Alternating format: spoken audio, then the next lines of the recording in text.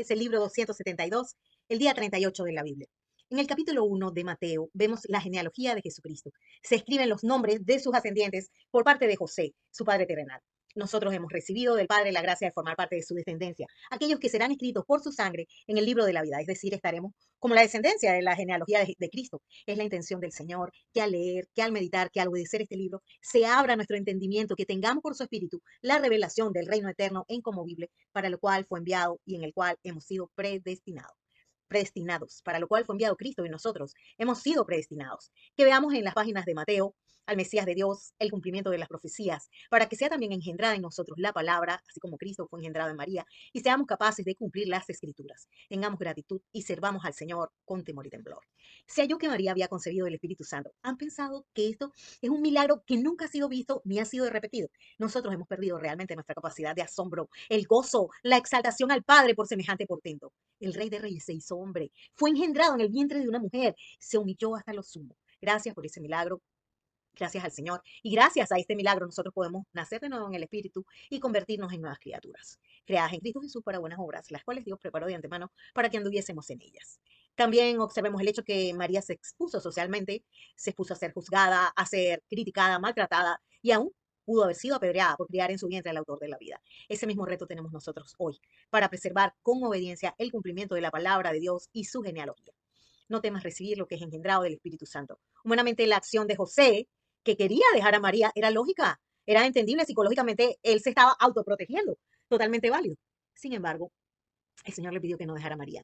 Socialmente su reputación estaba en riesgo, eh, su reputación estaba a punto o fue destruida totalmente. Sin embargo, él quiso ser obediente. El ángel le impidió que dejara a María, pero él fue obediente.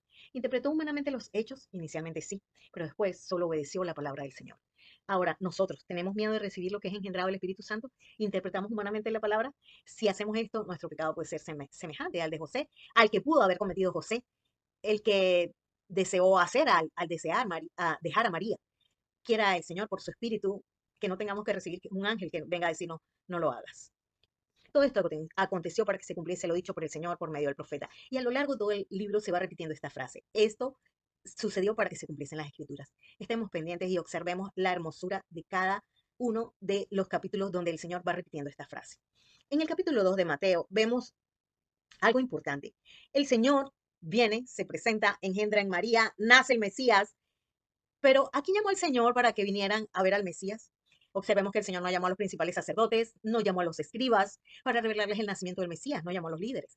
Ellos, conociendo la letra de la profecía escrita, no estaban dispuestos a obedecerla. Por eso el Señor llamó a unos magos totalmente desconocidos, desconocidos para el pueblo de Dios, y llamó a José y a María, unos humildes desconocidos que sí estaban dispuestos a obedecer la palabra. También observemos que Herodes se turbó y que toda Jerusalén se turbó con él. Todos los principales sacerdotes y los escribas del pueblo los llamó Herodes para preguntarles dónde había de nacer el Cristo. Él indagó en forma secreta ante los magos con diligencia el tiempo de la aparición de la estrella, pero él no deseaba reconocer ni adorar en espíritu y en verdad al Mesías. En realidad lo hizo por envidia, lo hizo para preservar su poder humano. Su acción fue absolutamente monstruosa. Mandó a matar a todas las criaturas menores de 2 años, inocentes, para preservar su poder. Sabe el Señor librar de tentación a los piadosos y reservar a los injustos para ser castigados en el día del juicio. Observemos también, una vez más, la obediencia de José. Cuando el Señor le dice, que se vaya a Egipto, y José lo hace. Teotris, el verdadero mensaje de buenas nuevas, arrepentidos porque el reino de los cielos se ha acercado. Preparemos el camino del Señor, enderecemos sus sendas, hagamos frutos dignos de arrepentimiento. Observemos que este es el mensaje predicado por aquel que preparaba el camino del Señor. ¿Sentimos aversión de usar el término arrepentimiento? He oído de gente que dice que no debemos predicar con esta palabra. O quizás queremos solo hablar del amor de Dios. ¿Nos resulta más simpático? Este es aquel de quien habló el profeta Isaías. Veamos en Jesús el cumplimiento de las escrituras. Seamos los hijos de Dios que vienen también a cumplir esas escrituras. Él nos va a bautizar con Espíritu Santo y fuego. Pero también dice, ya el hacha está puesta en la raíz de los árboles. Por tanto, todo árbol que no da buen fruto es cortado y echado en el fuego. También veamos cómo se abrieron los cielos de una manera espectacular y el Señor dijo, este es mi Hijo amado en el cual tengo complacencia. En Mateo 4 observemos cómo el Espíritu llevó a Jesús al desierto para ser tentado por el diablo. Vamos a reflexionar en la tentación. Cuando el diablo acabó toda tentación, los ángeles vinieron y le sirvieron. Tenemos que hacernos esta pregunta, ¿será que en esta tentación están representadas todas las posibles tentaciones? Y en esta manera de vencer las tentaciones están representadas todas las maneras de vencer la tentación. Jesús estuvo lleno del Espíritu Santo.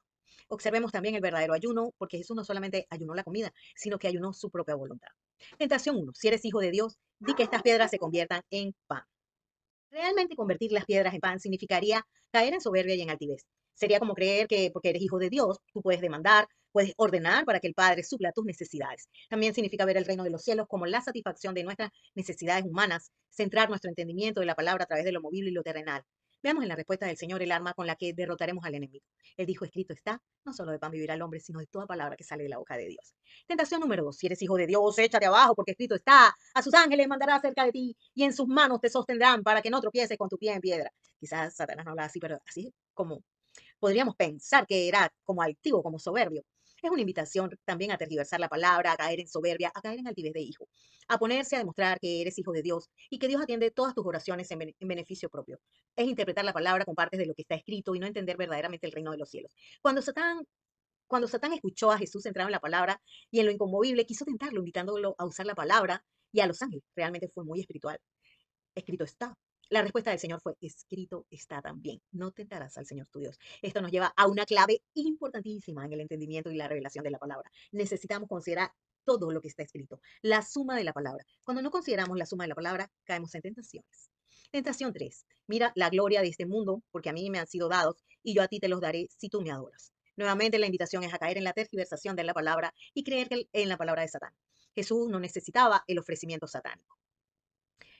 Él tiene toda autoridad. Esa falsa soberbia y altivez por considerar reinos, tener autoridad, dirigir, controlar el reino de los hombres es satánica. Caemos en esta tentación cuando apartamos nuestra mirada de la palabra. Ver Colosenses 3, 1 al 7, 1 al 17, aquí les dejo otras citas más. Aprendemos que al enemigo se resiste sometiéndonos a la autoridad de la palabra y desdeñando todo ofrecimiento de poderío humano. Vamos a orar. Padre, gracias por engendrar tu palabra en nosotros. Gracias por enviarlas.